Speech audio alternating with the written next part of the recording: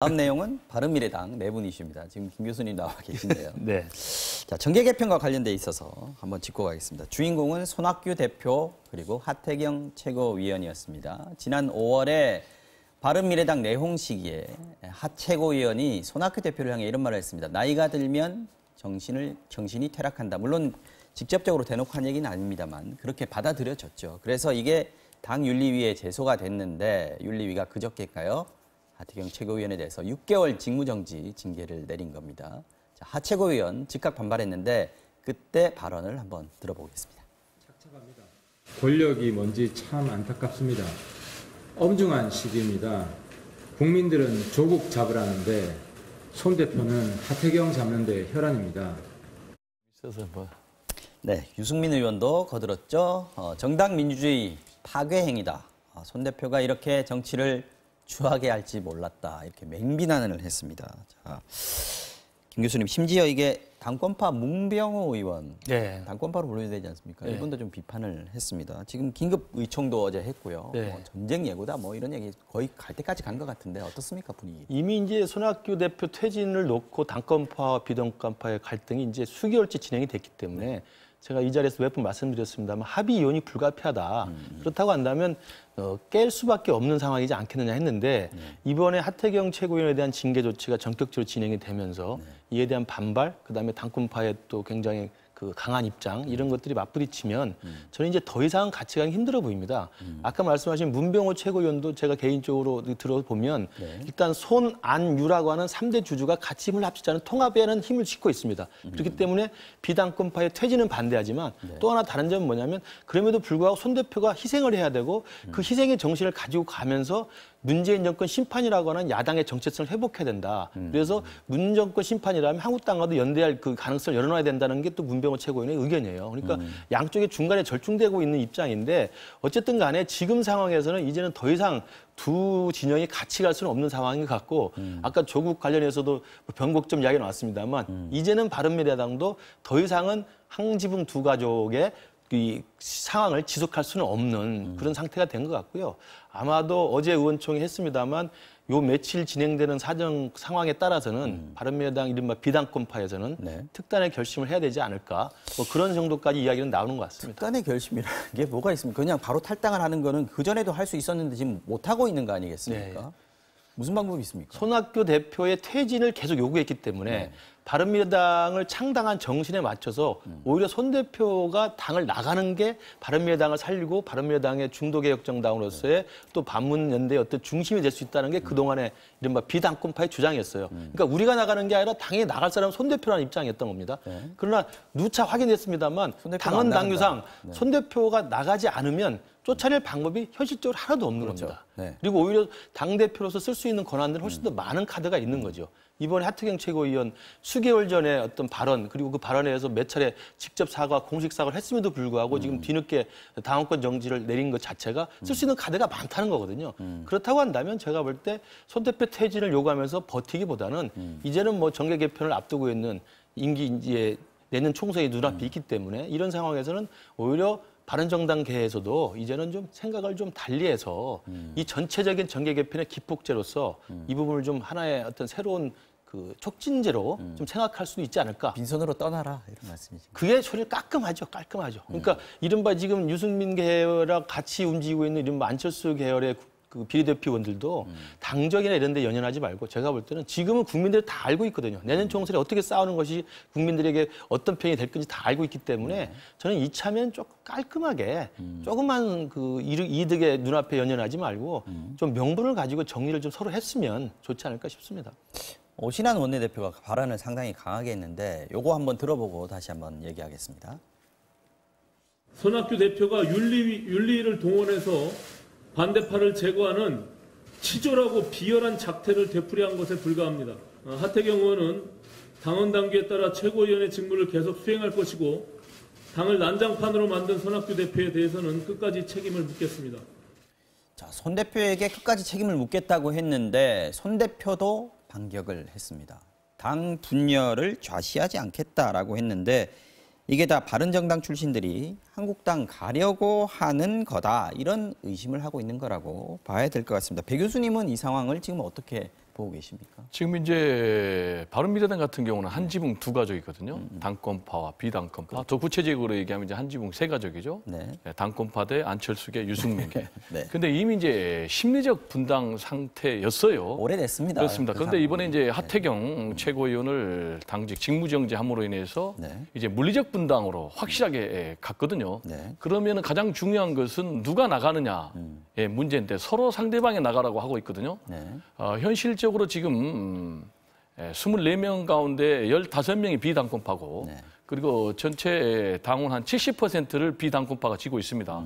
그렇지만 이제 법통을 손학규 대표가 지고 있기 때문에 어쨌든 선출된 거죠. 그렇습니다. 그러니까 결국은 제가 볼 때는 나간다면은 비당권파가 나갈 수밖에 없습니다. 그런데 현재 서로들 이 당 재산이 한 100억 정도 되고 네.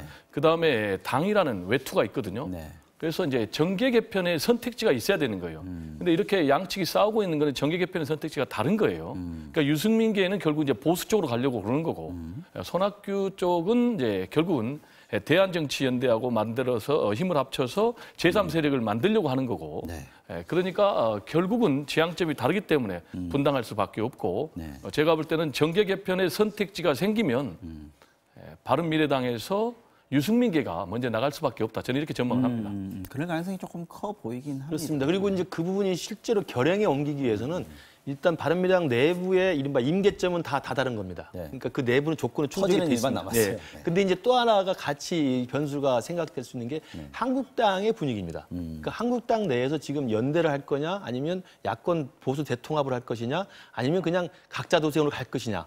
이 부분에 대한 고민들이 굉장히 많이 있는 걸로 제가 지금 알고 있고요. 또 하나는 이 고민을 정리하지 못하고 있는 가장 큰 이유 중에 하나는 변수가 패스트트랙에 올라가 있는 정개특위의 그 연동형 비례대표제입니다. 네. 그러니까 연동형 비례대표제 선거법이 될지 말지, 될 경우에는 우리한테 유불리는 무엇인지를 정확히 계산해 나와야만 한국당은 한국당대로, 바른미래당 당권파는 당권파대로, 비당권파는 비당권파대로 내년 총선에 대한 윤곽이 나오는 거거든요. 근데 그 부분이 여전히 불확실하기 때문에 아직은 보수 재편이든 아니면 야권 재편이든 중도 보수 대통합이든 이런 내용들에 대한 명확한 그림을 그릴 수가 없는 상황입니다. 그래서 제가 볼 때는 바른미래당 내부 사정으로는 이미 이제 폭발 지점이 있습니다만 외부에 있는 자유한국당과 선거제법 관련된 이 불확실성이 일정 정도 제거가 돼줘야만 정계 개편의 일단 불씨는 시작되지 않을까 싶습니다. 알겠습니다. 남은 시간이 얼마 남지는 않았는데 남는 시간 동안 북미 이슈 한번 보겠습니다. 자, 이 영상. 같이 트럼프와 걸어오는 사람이 바로 존 볼턴 전 보좌관의 후임입니다. 로버트 오브라이언 변호사 출신이고요. 지명 소감이 화제가 좀 됐었는데 뭐 간단합니다만 한번 들어보시겠습니다. Look, it's a privilege to serve with the president, and we look forward to another year and a half of peace through strength. 사실 외교 무대에서 많이 나왔던 이름은 아니에요. 뭐 맞습니다. 인질 협상 전문가다 이런 건 지금 뭐 알려졌습니다만은 이 사람은 어떤 사람인지 어떤 영향을 끼치게 될지. 우선 이제 변호사 출신이고 이제 정부 사이드나 아니면 국제국위에서 인질 협상 전문가로 알려져 있었고요. 지난 조지 W 부시 대통령 때 당시 볼턴이 유엔 대사일 때 그 유엔에서 같이 일했던 경험도 있습니다. 그리고 지금 이제 트럼프 정부에 들어와서는 국무부의 인질 담당 특사 역할을 했는데 국무부면 폼페이오 계열이다. 이렇게 그렇습니다. 봐도 되는 그리고 이제 건가요? 아까 나온 것처럼 자기 색깔보다는 전체적인 팀 플레이에 익숙한 사람이기 때문에 볼턴의 후임으로 뽑혔다는 의미만 보더라도 볼턴은 자기 목소리가 좀 강했지 않습니까? 그다음 색깔도 좀 강했던 사람이에요. 트럼프가 싫어하는 거죠. 그렇습니다. 그렇기 때문에 아마 이번에 들어온 오브라이언 같은 경우는 폼페이오 국무장관 주도의 원팀으로서의 대북 협상이나 이란 협상 등등을 아마 수행할 수 있을 것 같고요. 그러니까 미국에서 외교안보 정책의 투톱이라면 NSC의 안보보좌관하고 국무부 장관인데 두 사람이 싸울 경우는 사실 의견 조율이 필요하지만 볼턴이 나가고 후임으로 오브라이언이 들어왔기 때문에 이제는 원팀으로 폼페이오 국무장관 주도로 아마 북핵 협상을 특별한 이견 없이 좀 순조롭게 갈 그렇습니다. 것이다라는 거고요. 네.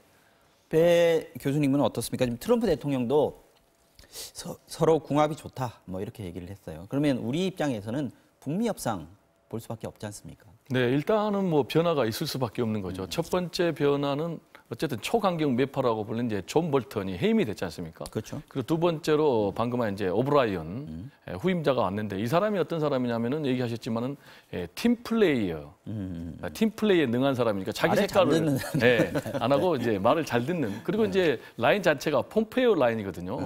그러니까 말을 들 수밖에 없는 거예요. 그럼 이제 결국 또 폼페이오는 누굽니까? 트럼프 대통령 라인이잖아요. 그러니까 앞으로 이 대북 협상과 관련해서 트럼프 대통령 마음대로 하겠다. 그리고 거기에 수족처럼 움직여 주겠다라고 보이고요. 그럼 이제 트럼프 대통령은 대북 협상에서 뭘 원하느냐? 결국 뭔가 결과물을 내서 특히 이제 내년 11월 대선 전에 결과물을 내서 내년 대선에 재임에 성공하는 것, 재선에 성공하는 것이거든요. 그러면은 지금 북한과 미국의 실무 비핵화 협상이 재개가 돼야 되거든요. 그런데 다행히 북한에서 하겠다라고 나서고 있기 때문에 지금 이런 이제 새로운 순한 사람이 들어섰기 때문에 일단 비핵화 협상이 실무가 될 것이고요. 다만 이제 거기서 결과물이 도출될 것이냐, 이거는 또 이제 굉장히 어려운 문제죠. 알겠습니다. 시간은 지났습니다만은 마지막으로 김 교수님께 요거 하나만 여쭤보겠습니다. 지금 존 볼턴 반응이요. 이렇습니다. 제재 완화만 원하는 북한과는 협상은 실패할 운명이다. 악담 비슷하게 저주 비슷한 말을 했습니다. 이렇게 되면 앞으로 트럼프 대통령하고 완전히 척지는 거 아니냐, 가장 강력한 반대파가 될 것이다, 이런 얘기들도 나오거든요. 어떻게? 평소에 이제 볼턴의 외교 안보의 성향이라든지 특히 이제 대북 정책의 일관된 성향을 보면 충분히 그럴 수 있고요.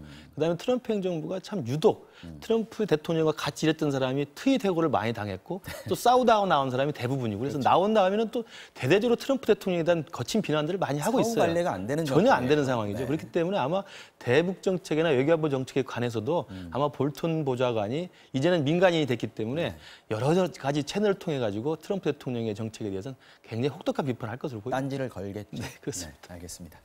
자, 여기까지 하겠습니다. 정치와호장용 김근식 경남대 교수, 배정우 세안대 교수와 함께했습니다. 오늘 두 분 고맙습니다. 네, 감사합니다.